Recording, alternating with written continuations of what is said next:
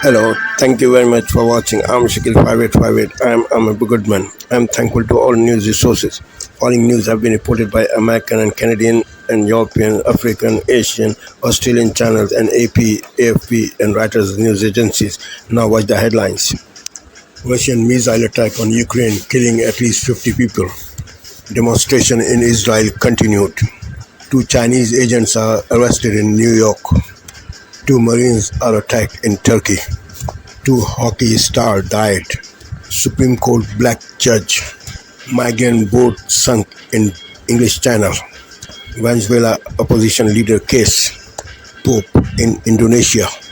Canada banned phones in schools. In Nigeria, 80 people killed. Russia attacked Ukraine in the morning. Migrant treaty between EU and Britain. Israel killed 20 in West Bank so far. Russian president in Mongolia. Now watch the channels.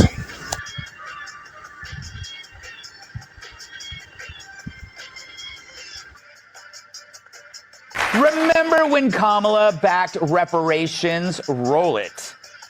But in the area of reparations for descendants of Africans enslaved, if you elected president, would you sign that bill if it came across your desk?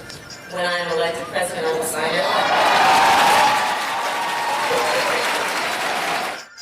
it. And then she laughed and laughed and laughed. Tyrus, that was from 2019. It's amazing how we can find these clips, but the rest of the media can't.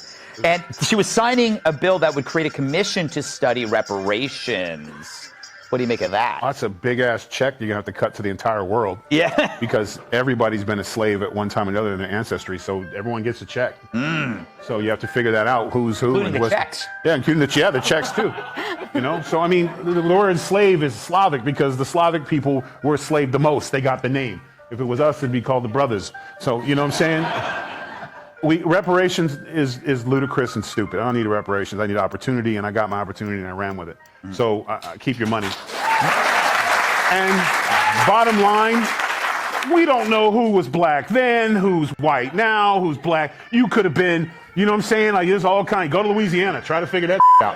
You know what I'm saying? Like, we don't know who's who, what's what. And you could have been a brother strolling into Canada right after, like, oh, this is good. So who knows? Yeah. And like I said, you could have been black then and you're white now. You might find out that old, great grandpa was old Frederick Gutfeld. Yes. You know? So maybe you get the check. I would like that. Joe, you were a slave once, but that was in Larry Kudlow's playroom. Do you deserve reparations from all that time we all came over and? It's still being litigated right now, Greg. But I'll tell you what, you could Kamala will agree to anything if you put her in front of an audience that thinks that's popular. Like, she could promise us unlimited cheese if she was talking to The View. But my favorite part about that was the phone call with the earbuds in. Yeah. It's like when I invited you to my Labor Day barbecue and you pretended to be talking to a banana. It's amazing to me that someone who lies so often is so bad at it. Like, I lie all the time, but I'm good. Like when you said, Joe, I'm denying your request off. I pretended I didn't hear you because I blasted too much Anne Murray. You're always trying to work Anne Murray into this show, and it's getting to be really irritating. Although she's a great Canadian songstress. Thank you for that. All right, I want to, Douglas. Anne. He's got Fredericks. He's worried about having a black great-great-grandfather right now. There's this weird thing where she spoke with an accent in Detroit and then used a different accent in Pittsburgh. Let's roll that. You better thank a union member for sick leave. You better thank a union member for paid leave. You better thank a union member for vacation time. Thank unions for sick leave. Thank unions for paid family leave. Thank unions for your vacation time. That is amazing, the change. Like from Pittsburgh to Detroit. Do you think that happens with the time change? You know? Yeah, she's not the first politician to do this. Yes. Certainly not the first Democrat. Hillary Clinton was very good at this, and AOC is a master of it. Yes. And if Kamala Harris wants to really go All right, Susan, set this up for us. People are plugging in post-Labor Day. I am one of those people. We're just 2 months out, and it seems more and more likely that this is going to be very close until the end. What can you tell us? Yeah, well, we're all plugging in, but the good news, as you said, is that it's a really short sprint to the finish line. In many ways, this will be the shortest general election campaign that any of us can remember. American campaigns have been getting longer and longer, but because of this year's unprecedented events in the summer with the change, at least it'll be a short campaign. The truth is that the map is still the map, and Democrats have changed their candidate, but what they haven't really changed is the battleground. They've brought some states back into play that looked distant for Joe Biden, but they were states that he won in 2020, and now essentially we're looking at the same 6 or 7 competitive states that were the competitive states in 2020. Those are the states that are going to decide it once again. I'm really struck by the fact that the polls essentially have not changed very much since the end of the convention. Right now, Harris is leading Trump, as her previous 2 Democratic predecessors, Joe Biden and Hillary Clinton, were leading Trump at Labor Day. But they ended up finishing the race with a much tighter margin than the margin that they had on Labor Day. So I think that's why everyone's anticipating it's going to be another, too close to call finish for this election. Dave, let's zoom out. What are you seeing across the country, both in the presidential race, but also the race for control of Congress? Yes, I'm in North Carolina right now, where the race for governor is up for grabs, not the race for Congress. But you're seeing an electorate that looks quite a lot like 2022, with the addition of Trump voters who don't usually turn out. And so you have not seen any deterioration in Democrats' position in the suburbs, not since Harris joined the ticket, certainly. And you are seeing rural organizing for Trump and attempts to reach out to voters who were not engaged in 2020, maybe were never engaged through the former president's podcast, things like that. You are, I think, with the candidate seeing something that Trump has never experienced, though. He has never run against a candidate who's able to draw enormous crowds that fill the biggest normal arena in their cities. That actually hasn't been an issue for him before. He's run against less popular Democrats, or in 2020, a Democrat who didn't want to draw a crowd because of COVID. And he's also got an opponent who has gotten more popular since entering the race, another oddity that none of us have covered. Vice President's favorable ratings, which Republicans were counting on to stay low, are around 50%. And you do see that if you go around the country in suburbs, places where people voted for Joe Biden but were not engaged, they're completely engaged. Democratic enthusiasm has turned around. It's just the Republicans on the other side are finding more people. Aaron, Donald Trump is not really talking policy or plans, right? I came back thinking, let's go head to head and show her platform versus his. But really, he has spent the last 2 weeks just going after her, trying to drag down VP Harris. What do you make of the way she and her campaign have dealt with the attack so far, and how it's going over with voters, undecided voters specifically?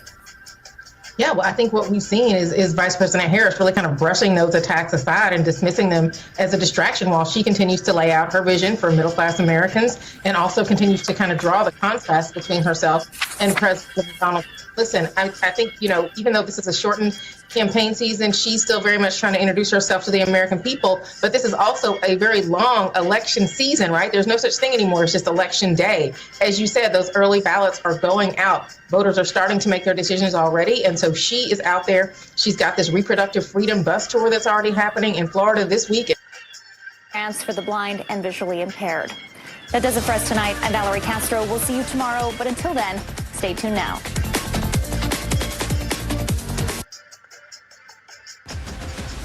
Breaking tonight, the U.S. filing criminal charges against Hamas leaders for the October 7th attack.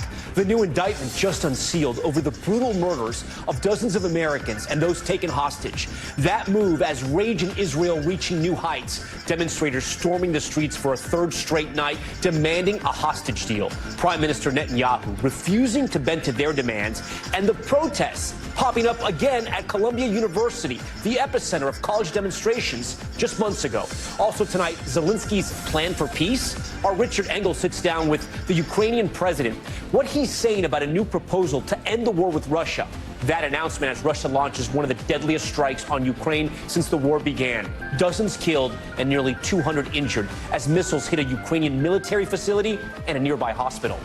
China's suburban spies, a former top aide to New York Governor Kathy Hochul, charged with acting as an agent for China. The FBI arresting Hochul's ex-deputy chief of staff and her husband months after raiding their multi-million-dollar mansion in a posh New York suburb. The sprawling indictment accusing the staffer of laundering millions to buy homes, even a Ferrari.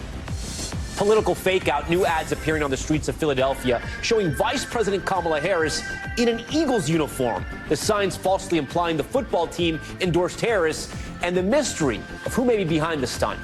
Buried in coal, the dramatic rescue of a man trapped for hours in a train car carrying coal, the extensive effort to pull him back to safety. And the skincare brand putting inclusivity at the core of their products, the company employing people with disabilities in the hopes other businesses will follow their lead. Several employees speaking out about how the work has dramatically improved their lives. And tensions rising again in Venezuela, the troubling new fallout following the contested presidential election. Top story starts right now. Tonight, breaking news, the arrests outside New York City. Once a top aide to two New York governors, was she a Chinese agent? Also tonight, just 1 week until the ABC News presidential debate. The new ABC News poll tonight, where this race stands after Labor Day. Kamala Harris and Donald Trump. And tonight here, we remember a famous teen idol. First tonight, the arrests on Long Island, a former aide to two New York governors and her husband both arrested. The former aide accused of spying for China, and what federal prosecutors have now revealed tonight.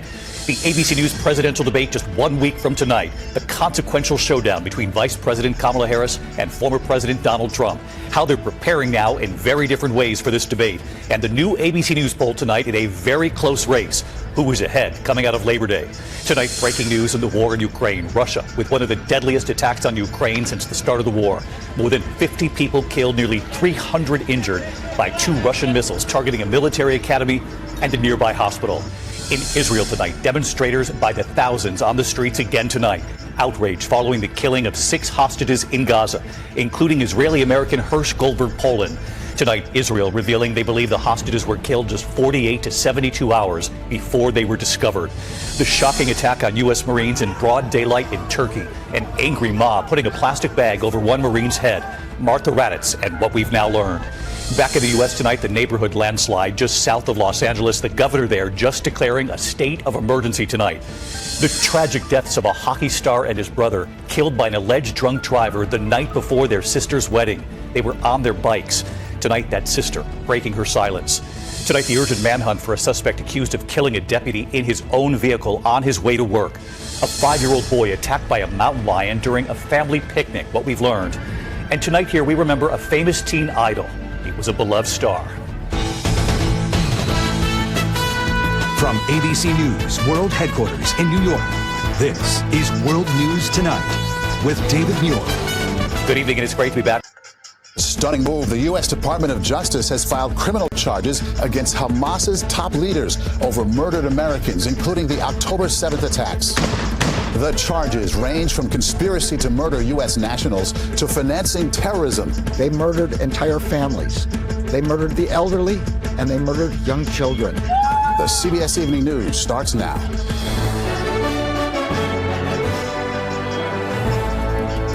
Good evening. I'm Maurice Dubois in tonight for Nora, and we begin with breaking news. Newly announced. On assignment on the NewsHour tonight, Volodymyr Zelensky renews his call for long-range weapons from the United States after 2 Russian missile strikes killed dozens in Ukraine.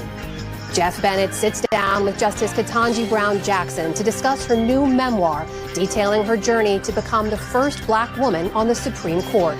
I'm the first Black woman, as you say, but not the first Black woman who could have done this job.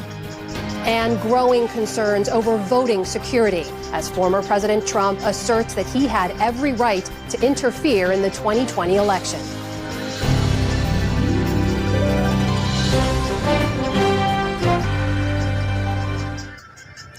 Welcome to the NewsHour. Ukraine is reeling tonight after one of the deadliest Russian strikes since the full-scale war began.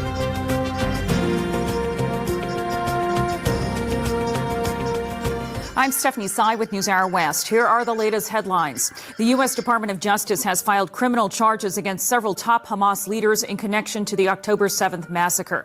They include the group's leader, Yahya Sinwar.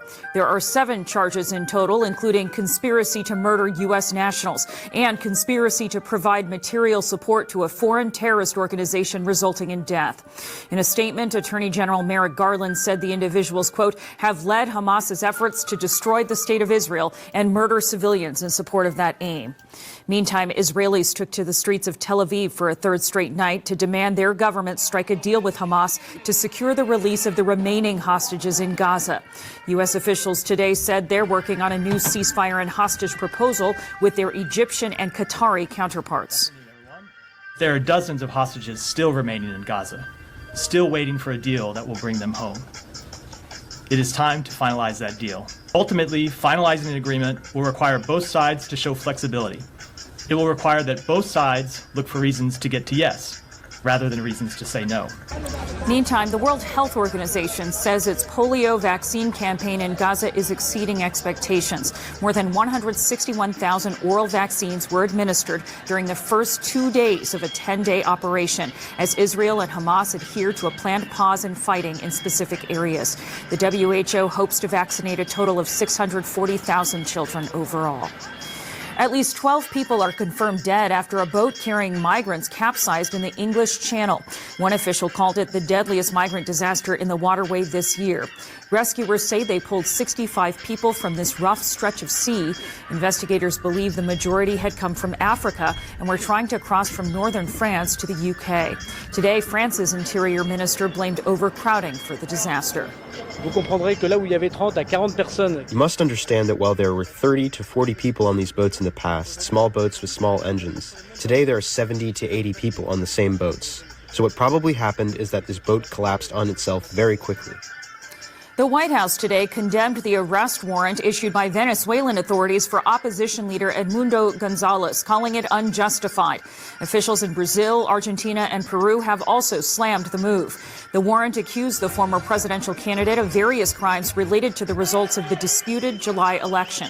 They include conspiracy and falsifying documents and stem from the publication of vote tallies online that showed President Nicolas Maduro actually lost by a wide margin.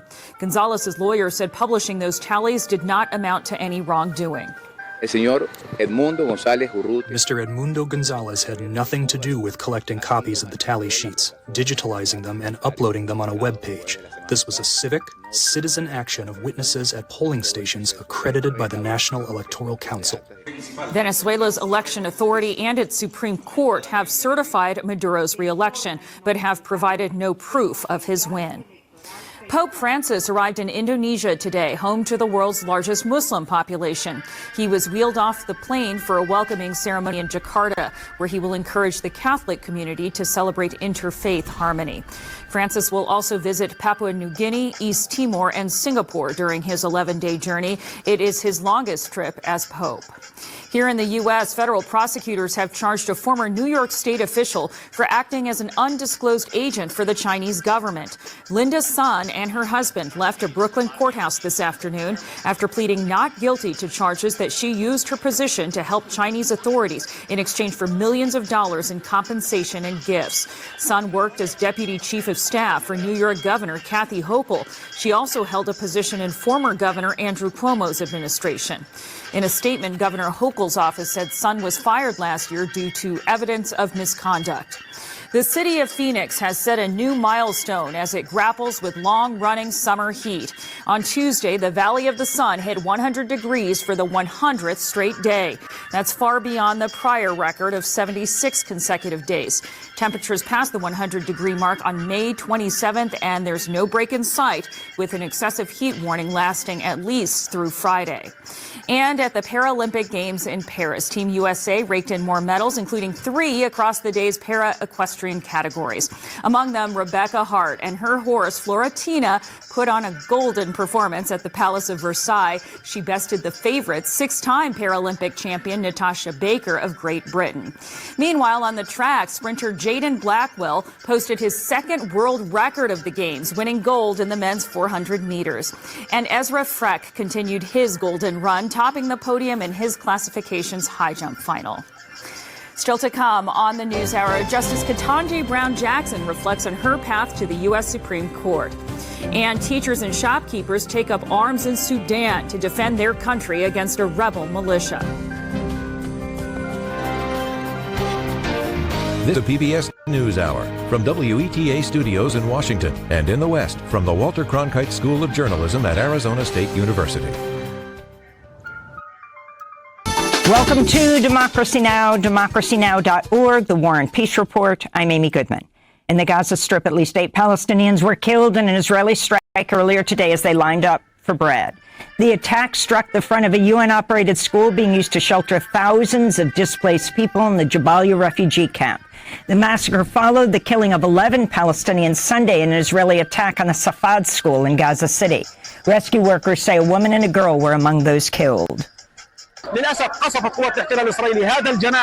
occupation forces have struck the western wing of the school, resulting in numerous deaths and injuries among the displaced civilians.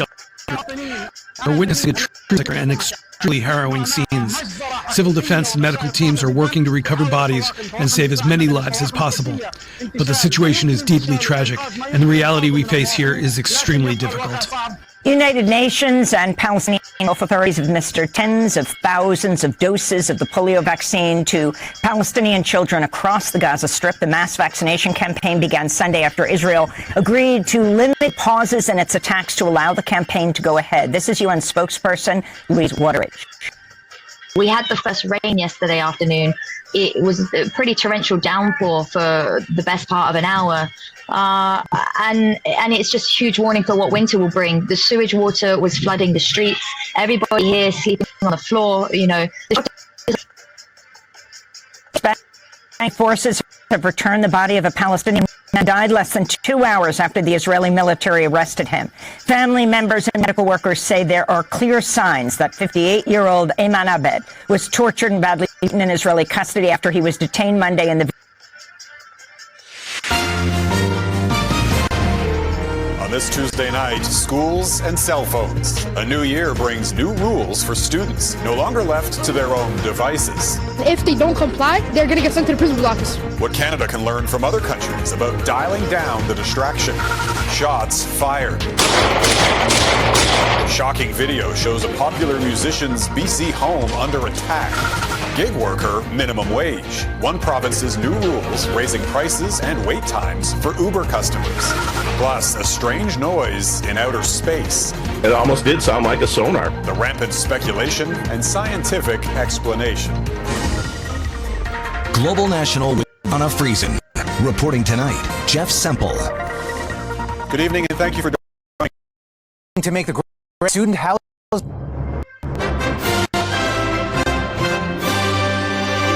Back to class on Canadian campuses, but hunting for a place to live. A lot of folks are moving into the communities. That's helping to push rents higher. The real-life lesson on supply and demand. Soaring wait lists find nursing home beds. We are in a version of the movie Groundhog Day. A startling shootout and a man used as a human shield in Ontario. And in BC, the home of a prominent Punjabi music star riddled with bullets. One of Russia's deadliest attacks on Ukraine since the start of the war. Plus, what new underwater images are telling us of the Titanic. It was a little bit of gut punch. The remarkable view capturing dramatic signs of the ship's decay.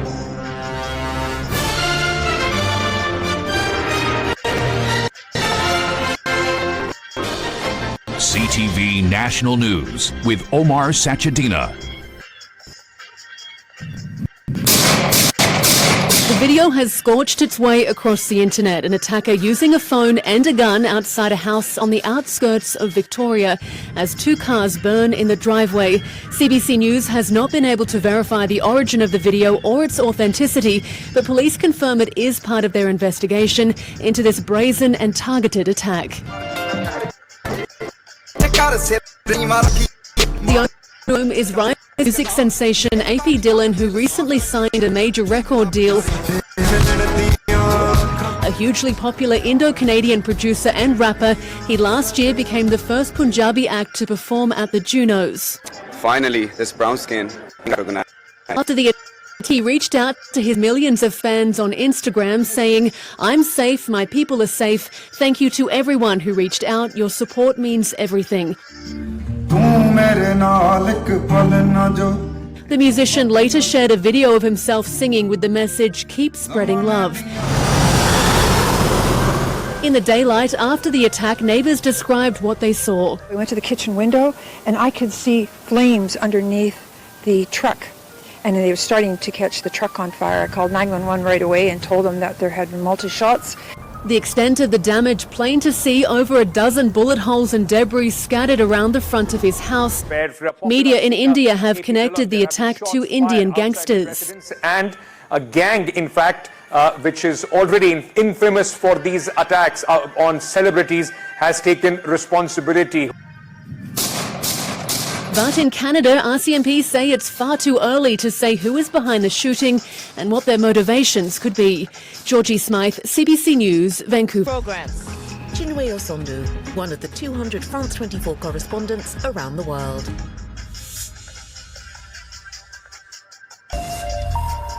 Hello, welcome back to Daybreak on France 24. Thank you very much for joining us. Here's a look at the top stories we're covering. At least 2 people have died in a Russian air attack on the Ukrainian city of Lviv early Wednesday. It comes a day after at least 51 people were killed and hundreds wounded in a Russian missile attack on Poltava.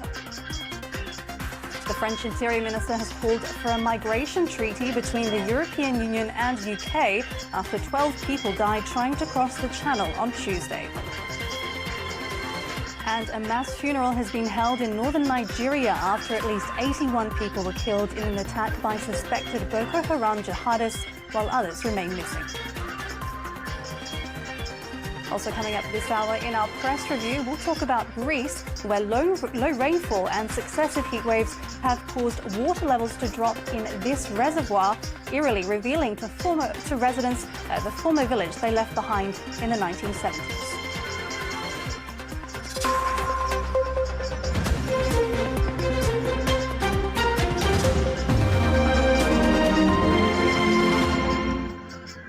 The governor of Ukraine's Lviv region says at least 2 people have died in a Russian air attack early Wednesday, while more than 20 people were injured. Neighboring Poland activated aircraft for the 3rd time in 8 days to ensure the safety of Polish airspace. This is DW News, and these are our top stories. Ukraine's President Volodymyr Zelensky has vowed to hold Russia responsible for missile strikes on the central city of Poltava. Dozens of people have been killed and more than 200 injured. Zelensky says 2 ballistic missiles hit a hospital and a military college. A number of buildings were destroyed, with many victims trapped under the rubble.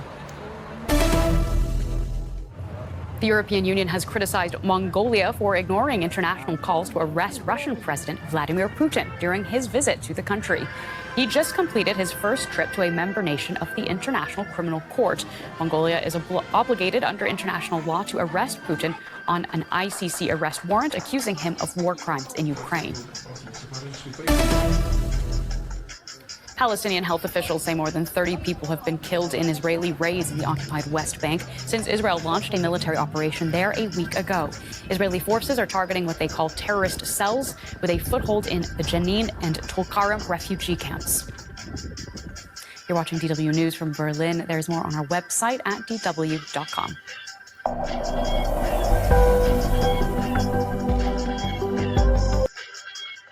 France's Interior Minister blames smugglers after a boat carrying dozens of migrants capsized, killing at least 12 people. For the first time in Volkswagen's 87-year history, the company is considering closing German factories. Russia launched a deadly missile attack on the Ukrainian city of Poltava. Plans to open a bridge dividing Kosovo's Serbian and Albanian ethnic groups were cancelled, following fears it would ignite tension. The French government blamed smugglers after a boat capsized in the English Channel, killing at least 12. The comments from the French Interior Minister came after a boat carrying more than 50 migrants capsized off France's northern coast, with a pregnant woman and 6 minors reportedly amongst the dead. Following the... This is Asia Now. Good afternoon. It's 12 p.m. in Singapore and Hong Kong, 9:30 New Delhi and 11 o'clock in Jakarta.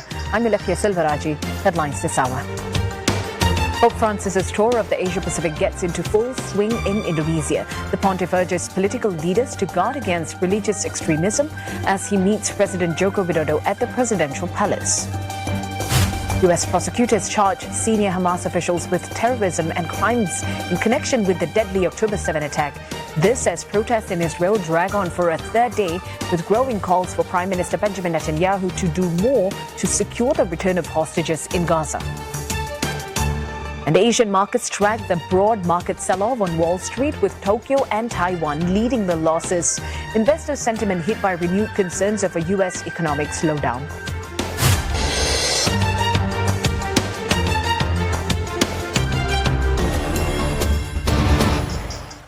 An extreme solution to address the increasingly alarming climate situation. To mitigate the record drought of this season, Namibia has begun culling of 700 wild animals in national parks. While At Hoima Regional Referral Hospital in western Uganda, Tulinawe Kabani is anxiously watching over her 3-year-old son, who has been battling severe malaria for the past 5 days. Tulinawe describes the harrowing journey from a local health center to the regional hospital, where her son's condition worsened despite initial treatment. He became weak one evening, and I gave him medication, but he didn't improve. The next day, he fell down and became unconscious. I rushed him to the hospital where he was treated, but had to be referred here due to severe conditions. All the family received mosquito nets from the where admit not being used. The family has already spent about $100 on treatment, but there is no.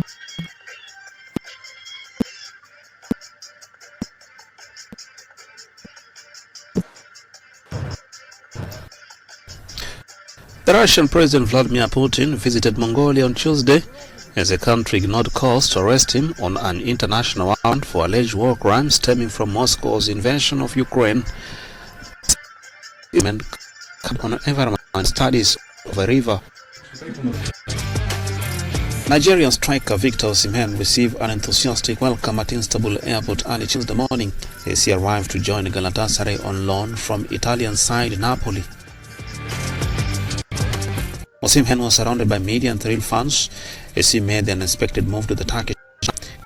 He talked with his Napoli teammate Belgian Dries Martins, who is now at Galatasaray. The 25-year-old, who has scored 76 goals in 133 appearances for Napoli.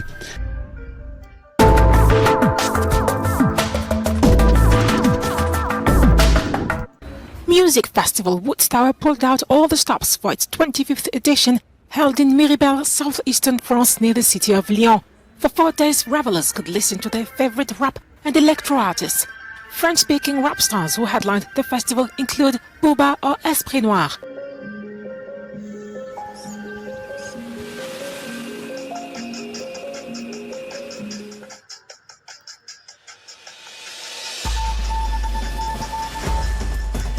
Today, Australia records its weakest annual growth in years, with GDP up just 0.2% in the June quarter. This vindicates the approach that we took in the budget.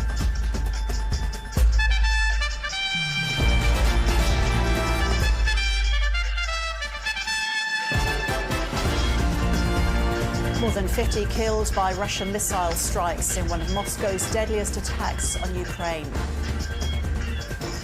The US charges several senior Hamas leaders over the October 7th attacks on Israel. And warnings of a heightened bushfire threat after Australia's warmest August on record.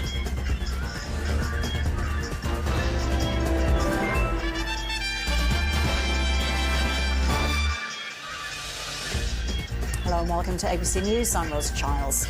Australia has recorded its weakest rate of economic growth in years, with economic activity expanding 0.2% in the June quarter, bringing the annual rate to just 1%. Responding to the...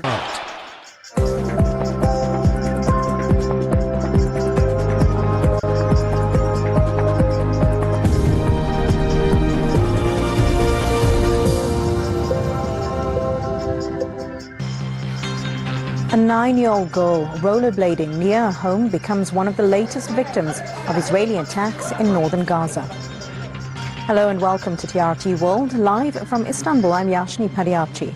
Also ahead on the program, anti-Netanyahu protests flood the streets of Tel Aviv for a third day, with top defense and opposition leaders urging the Israeli parliament to secure a ceasefire deal. One of that since Russia new and now Egyptian President Abdel Fattah is at Iraq here since taking office.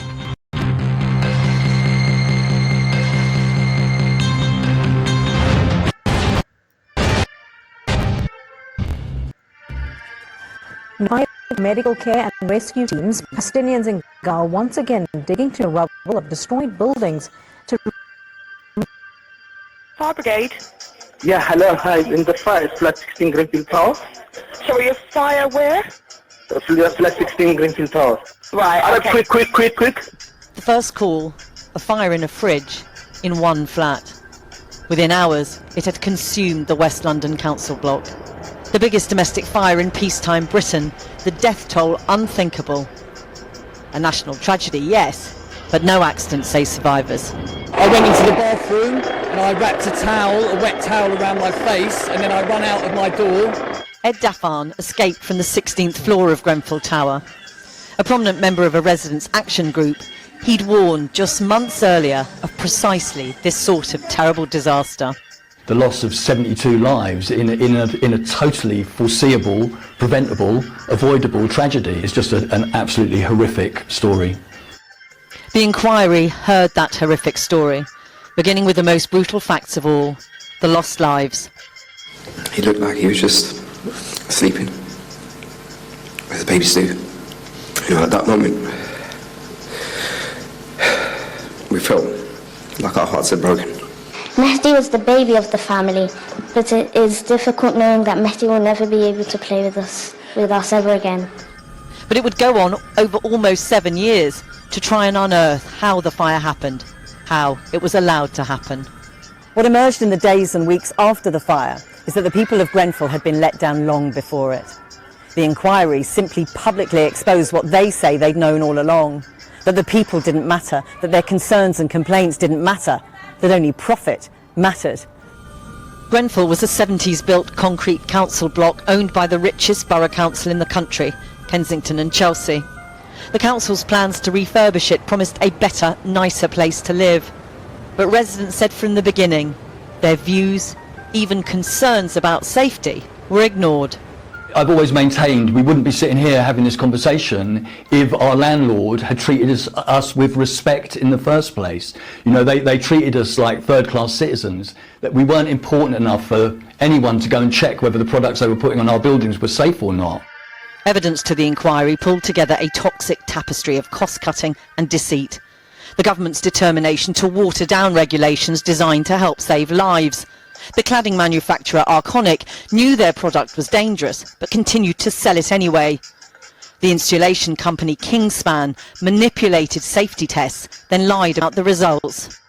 For the bereaved and survivors, it was indicative of a shameful indifference they felt even seeped through to the inquiry itself at times. Could I respectfully remind you that you did promise that we would be away this morning?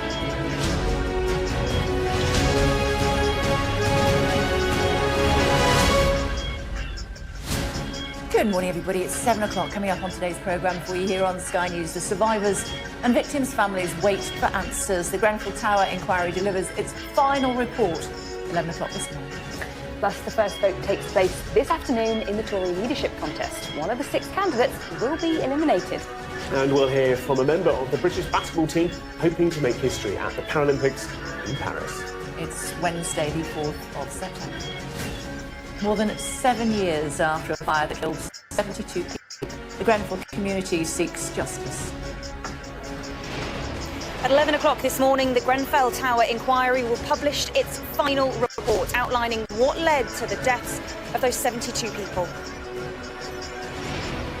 Disaster in the English Channel. At least 12 people have lost their lives.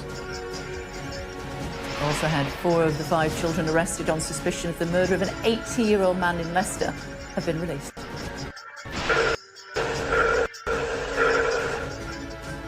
Also ahead, just what is it that the astronauts at the International Space Station are hearing?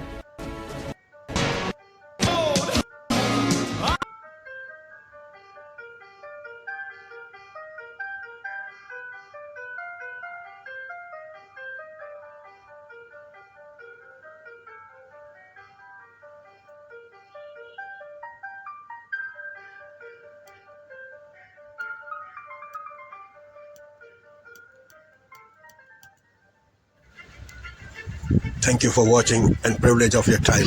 This is Amir Shakil 5858. I am Amir Goodman. Have a good life.